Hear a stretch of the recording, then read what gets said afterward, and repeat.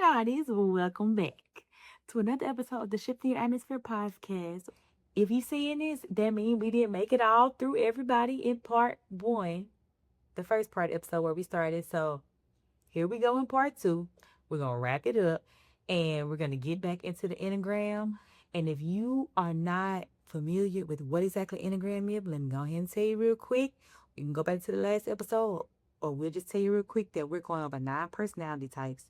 We're going over their core fears, their core desires, and then how that may come out in their actions and their behaviors of how they behave so we can understand the why behind it and then give you some encouragement from God and the scripture you can hold on to of how to begin to accept those things, to identify these things, these personality traits and types, and then begin to progress and work through becoming your better self and overcoming these fears or learning healthy coping mechanisms to work through having these fears and these underlying desires. Okay.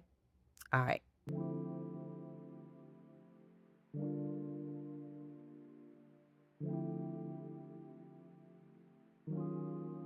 Okay. How many people we got out here that are guardians? Give guardian energy, or you watch over everybody, or you're a loyalist. Okay. If you are one of those, you be considered a type 6. And I named type 6 Natalie. She's loyal, prepared, and protective. She's the woman who thinks ahead and supports others with fierce devotion. But when her husband's job is suddenly at risk, fear takes over. She spirals out and goes into a million and one what ifs. What if we lose everything? What if we never get back? Are we going to be homeless? Are we going to not have no food? The kids in Natalie, hold on, pump your brakes. Because in Natalie's mind, her fear is that the world is unsafe and she must stay hyper vigilant and hyper alert to be able to survive. So Natalie is hyper survival mode. Like, yes, she gets things done. She's always prepared, but that comes out of her being in survival mode constantly. She has a fear of what is, fear of things going wrong, fear of everything being unsafe and her not being ready, prepared at all times for whatever she may be thrown with. Okay. I understand Natalie real deep. I understand her. If you like Natalie, and you got a little piece of Natalie in you, I want you to remember that God got you. God got you. He said he would provide all of our needs. And we have got to learn to trust God and however he may provide that provision. And don't be so stuck in one season or one way of how he's provided provision. Because that used to be a thing for me. I'm like, God, I've been providing, and handling things in this kind of way before. And I got so used to that I wasn't being open to when God was changing that provision. And it felt as if I was losing everything or he wasn't going to provide for me. And God really had to show me the hard way. I'm your provider, not other people, not another job, not, certain circumstances or things that you feel as if you've accomplished. I am your provider. Okay? God is your provider, Natalie. Type 6. He is. And so I want you to start practicing trust declarations. Like, God is X, Y, and Z, whatever he is to you. And things out of the Bible that would encourage you when you start having these thoughts in your mind about what if this, what if that, what if this, what if that. God is my protector. God is my provider. I can do all things through Christ who strengthens me, because he's going to strengthen you to do what he needs you to do, what he destined for you to do, what he's planned for you to do. And however that little journey weave around in your life, he got you in all things. I was just talking the other day about how if God provide for the birds and the birds wake up every day and they just trust that Free gonna be out there. They just trust that Twig gonna be out there to make them a new house. They just trust that they're gonna be able to take care of their kids and everything. They don't worry about nothing. So now we not finna be spiraling out because we're so afraid of what we're not prepared for, what we don't have control over, and how we, are already prepared with plan. Natalie got plan A through Z prepared for what if, so backup plans on backup plans on backup plans. And if she don't got a backup plan for the backup plan, she finna lose it. She finna go full throttle in a spiral. And we don't want that for you, Natalie. We do not. So look, I want to remind you that God is your true security in his plans. He knows the plans he has for your life. And your plans are not the end all be all and security. They're great. They're great to go along with. But I want you to stay tapped in and tuned into God so that you don't have to feel as if your plan going rogue mean it's the end of everything, end of the world, okay? Because it's not. I want you to hold on to Psalms 56:3. When I am afraid, I put my trust in you. So anytime you get to getting worried and afraid and stirred up, just go back to I trust God. I trust in God. I trust in God. He is my X. He is my Y. He is my Z. You know, he never switches up. He never changes up. Remember those things. Remind yourself of those things on the daily. Whether you journal them out, you seeing them in the mirror, you saying them, mentally in your mind, whatever you got to do. Now, I'm gonna need you to get that done and stay locked in and say, hey, look, I got this. It's gonna be okay. It is not because of me. It's because God got me. Okay? Now, y'all, we made it to seven. We made it to seven. I named seven Jade. She's energetic, she's optimistic and full of life. She loves experiences, a spontaneous lifestyle, and avoiding anything that feels heavy. But when her plans fall through and she's left alone on a Friday night, she feels a wave of sadness. So she begins to think things like, am I only okay if things are fun? Like Jade want to go and she want to be outside. She want to be here and there, everywhere. And it's like when she not doing all that, she wonders like if I'm not doing something, if I'm not a part of something, if I'm not exploring life and being fun, like who am I? What am I without those things, without those experiences, without, all of that? Because she fears sitting with her pain. She fears sitting with her pain. I don't smile and laugh because uh the type or of her figures, but just because I I know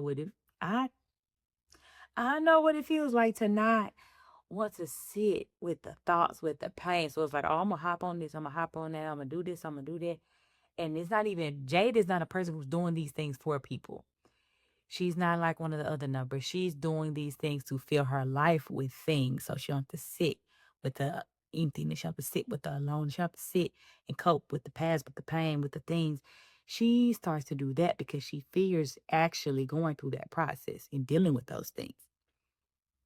She just wants to be happy, satisfied, and content. Like she want to be on cloud nine all the time. And that's cool, as long as the reason she's not doing that is to avoid her fears. You know what I mean? We have to work through those things. We have to get to a place where we can be enthusiastic, happy, and living our best life, being our best selves, but not because we're avoiding things, because those things are not going to go away. They're going to always be there. Those fears and roots are always going to be there. But when we handle them and process them, then we will be able to cope with them better as they continue to come up and we'll move right past them versus fearing that if we start to deal with them, we might get depressed. We might get something in and deal with them really deeply. Like, so our behaviors just become, it could be like, Jay, why is you always outside? And the truth is, because Jay don't want to sit alone. She don't want to sit alone and start to deal with thoughts and the pain. And also she's like, nope, I'm just going to the next thing. Get a new experience. I'm going to get the most out of life so I don't have to deal with those things. And don't get me wrong, none of these behaviors are necessarily like negative or positive to be pointed in a certain kind of light or say like, oh, this is negative, that is negative. This coping mechanism is negative, this behavior is negative. No, this is about just information, insight on why. If you're doing the same thing that Jay may be doing, or Samantha, or Lena, or any of these numbers, would be helping you just understand, hey, this is why I'm probably doing this. So, am I in a space where I'm ready to address these things? Am I in a space where I need help addressing these things? Can I handle them by myself? What does God say about me in these spaces? What are things or tools that I can begin to practice? What are scriptures I can hold on to when I need to re-encourage myself? This is what today's episode is about. So don't take none of this stuff and start, tearing yourself apart or feeling like, oh, well, I'm this number or I'm a couple of numbers, because you can resonate with multiple numbers. I know that I do. And like I said, in different seasons of my life or just in different areas, I may be a number one in a relationship. I may be a number five at work. I may be, a number seven when it comes to my household work or my career. So it just may be different things for different people. But all I want you to do is take this as part of understanding yourself, others, how you can, begin to understand the mindset mindset behind why somebody might be behaving a certain kind of way, why someone's personality may come off in a certain kind of way, if that's you or other people, because I feel like it will help you begin to work through this process and begin to start showing up for yourself better. Start to work through these things, start to help you show up for somebody else better, because when you understand the core fears or deepness behind the roots, behind someone's behavior or their thought processes, it can help you understand them better and then begin to handle, and your relationships can be better. Your communication can be better with yourself and with others. So make sure we stay in focus. We're listening. What they say, we listen and we don't judge. So we're not judging none of these personalities, none of these numbers. We're not judging ourselves for being any of them. We're listening, taking what resonates and leave what don't. Okay? All right. And let's don't get back tightened up into number 7. So, if you are number 7, the joyful optimist or enthusiast, like Jade, I want you to remember that God is here in your joy and in your sorrow. So, God is always with you.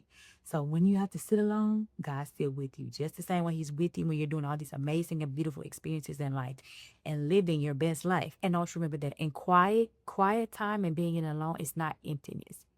You can find peace in that. I remember when I first started praying for peace and praying for peace, it was very hard for me because I felt like I was bored. I'm like, I was busy, busy, busy, busy, busy.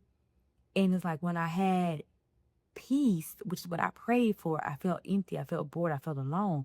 And it's like God to really sit with me and be like, this is peace. You're not bothered by drama. You're not bothered by trauma. You're not bothered by chaos. You're not bothered by busyness. Like I used to not even be able to sit without background noise, whether that was because of my kids, something else going on the TV, something.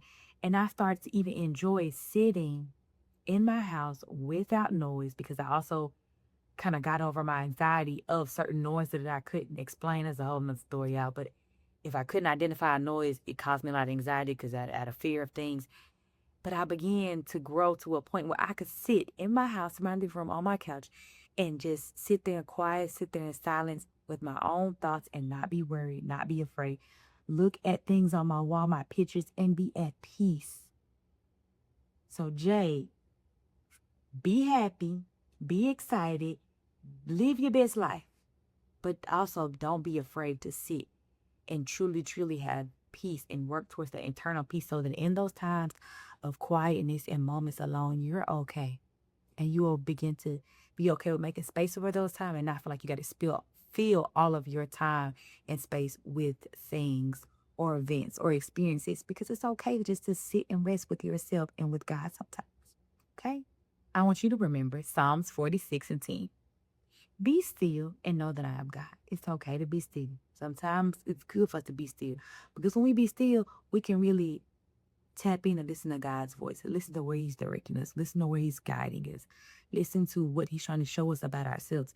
Like I said, some of these numbers are mirrors to tell you, yes, what you think you're seeing somebody else. Like I'm sure while y'all listening, y'all be like, my sister a number 6, my brother a number 7. Because they be acting like, yeah, but as long as you put the mirror up to them, turn it around, put it up to yourself as well, and be like, you know what? It's helping me really learn about myself. It's helping me be self-aware.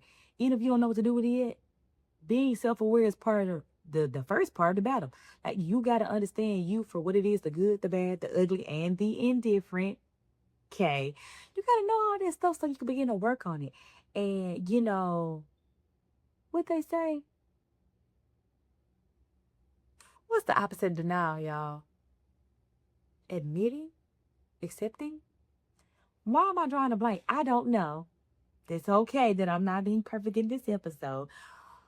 But what I'm getting at is God can't help you in an area or in a space where you're afraid to admit where you are.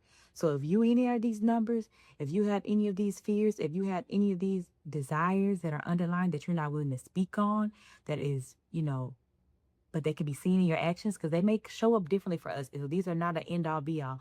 You may be one of these numbers, but your outward expression of it is different. There's a lot of people who have the same traumas, the same fears, and they've come out in different ways, such as, let's talk about people being a product of their environment. Some people may be a product of their environment, or they may be totally, completely opposite. They're like, I'm not gonna become the monster that I hate. I'm not gonna be a product of my environment. I'm gonna be the completely opposite.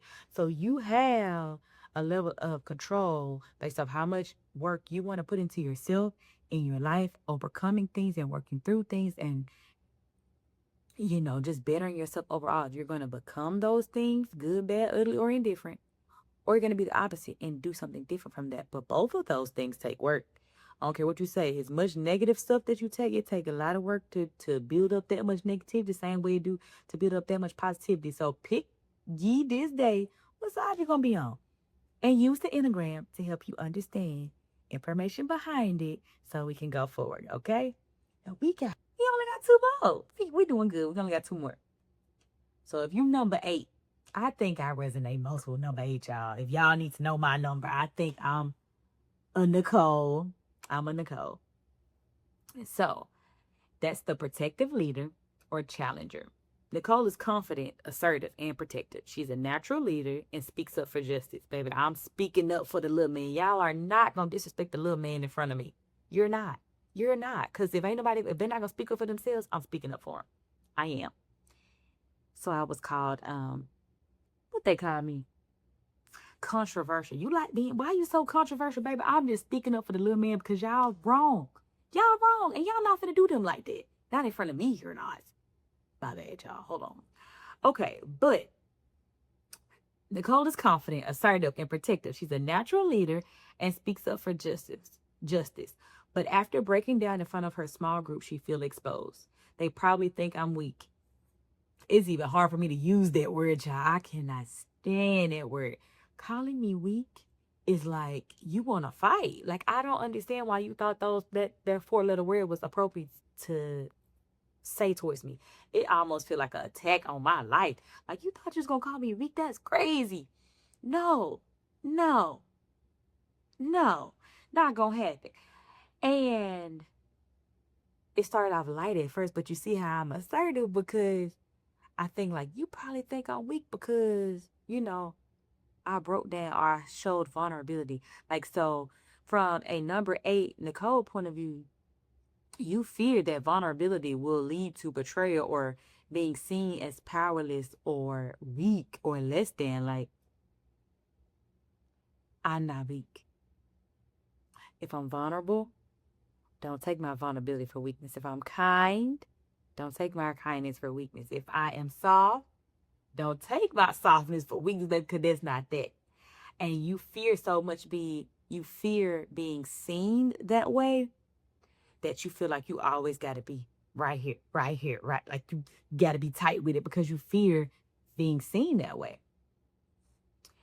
And you would always feel like you have to protect yourself or remain in control. Like you're always on the defense. You're playing defense all day. Like you ain't never on offense.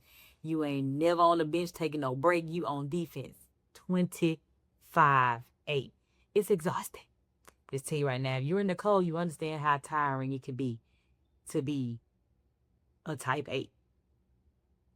Because you also kind of fear that if you allow your vulnerability to be exposed, you can be taken advantage of. And you're like, especially if you've allowed it to happen, you're going to double back 10 times harder, be like, never again. Never again. Play me once, shame on you. Play me twice, shame on me. Ain't no third time. It really ain't no second time. But yeah. So, for all of us, Nicole's, I want to remind us that our strength does not disappear. We have to cry. Our strength does not disappear just because we have to be vulnerable. Like, we're human. We get tired too. We get overwhelmed too. I feel like single mothers may heavily resonate with being a type 8 because we have no choice but to show up, to be strong, to be a leader, to be a protector for our family, for our house, and for our space. And being taken advantage of in that kind of space is just overwhelming, or feeling like we're not being seen as, weak, or feeling like we're not allowed to take our cape off because we have to be everything to everybody because we're holding out everything by ourselves and we don't have a partner helping us through that. It can be a lot. And it may even feel like we don't want to cry. Like, I used to get angry at myself for crying, y'all. I used to be like, "God, what is you crying for? Like, what are you crying for?" And it's like, now that I've grown and healed and been allowing myself to be softer, I actually enjoy being a soft girl now, y'all. I do.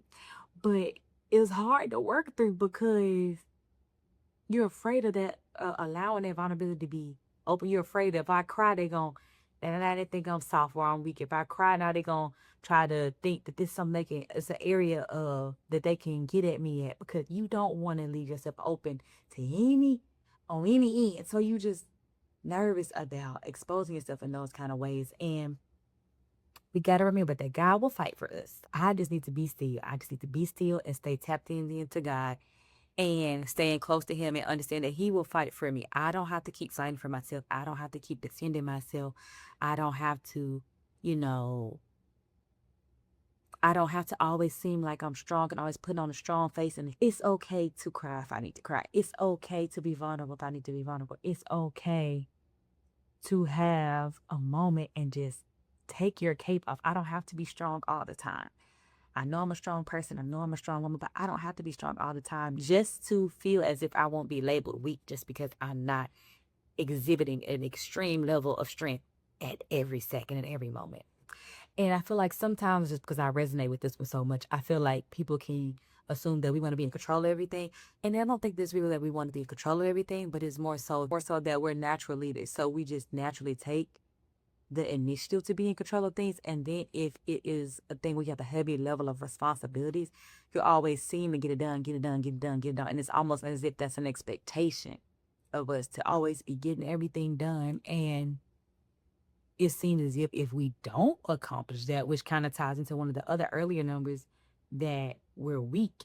And I think the reason why we're different is because we take it as we're weak because we didn't get it done, or because we weren't able to hold everything on our back. We carrying everything in the world on our back, and if we don't, it's like we're weak and we're seen as less than.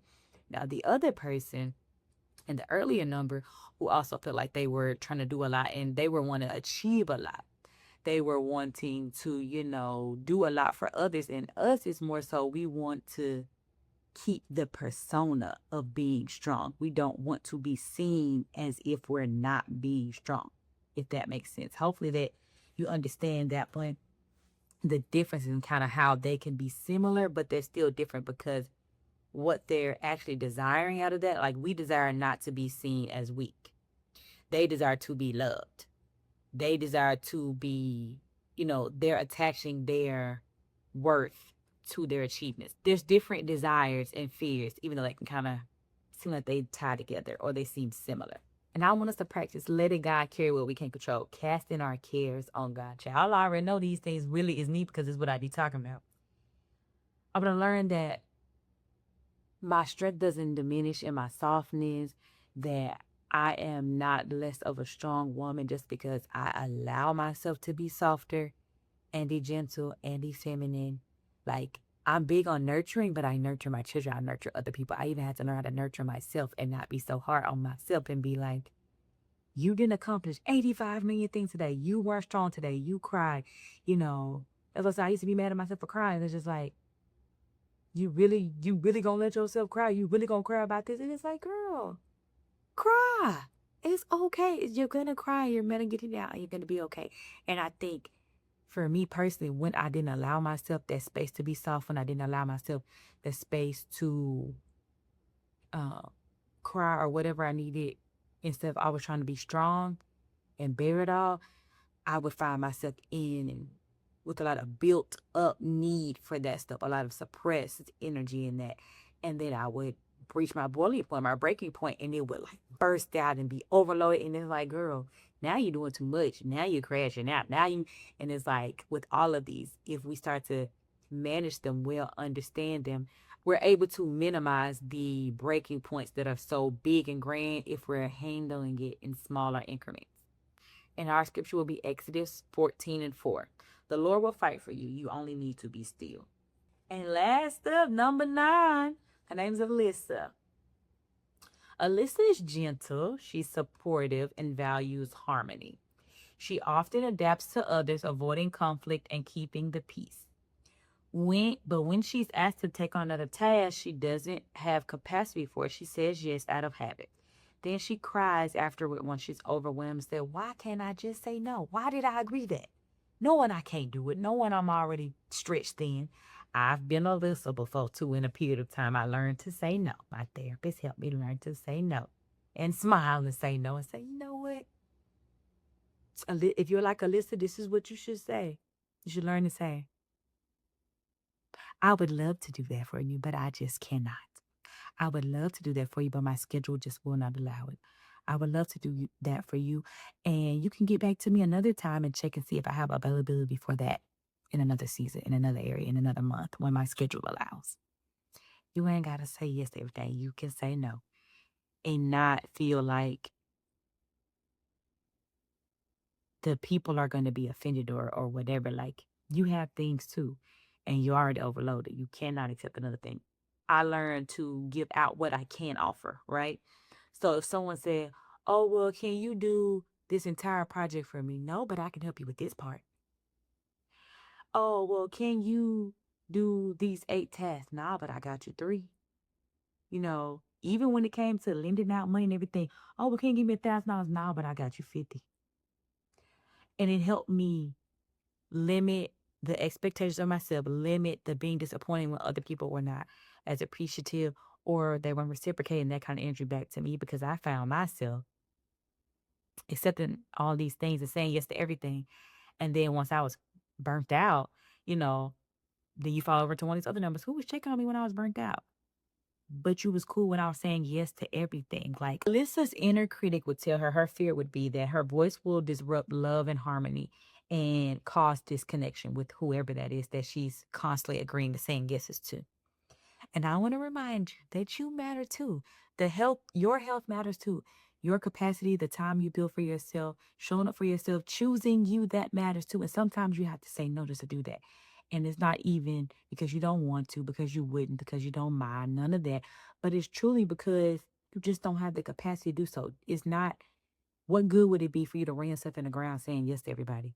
Because they're just going to have somebody else after you've ran steps to the ground, after you're sick, your health is running through the ground, you start, doing some kind of coping mechanisms, but just to hang on in there to cope because you're so overwhelmed with saying yes. And I even found sometimes for me, other people have absolutely no problem with telling me no. And I'm like, yeah, no, they don't mind telling me no, but I'm always feeling obligated to say yes. So I learned how to say no. You gotta remember your voice matters. You matter. And you don't have to be passive about your peace. You don't have to be passive about um, your capacity. You don't have to lie about your capacity. You don't have to be passive about your abilities. You can say no in love. You ain't got to be rude and nasty about it, but you can just let people know, I'm sorry, I can't. I want you to become comfortable with using your voice and not afraid that it'll cause so much disruption that it keeps you from using it. Your opinion matters. You can speak up for yourself. You can speak up for matters. Your opinion may be vital to a situation or to a place or to an environment, but you being so afraid of it causing or disrupting harmony and peace, it's going to keep you from speaking up. And that's not something that you want to fall into too long because at the end of the day, then you will start to lose yourself behind feeling like you're never heard but it's really because you never speak up. You never say nothing. So your scripture is Matthew 5:9. Blessed are the peacemakers, for they shall be called the children of God.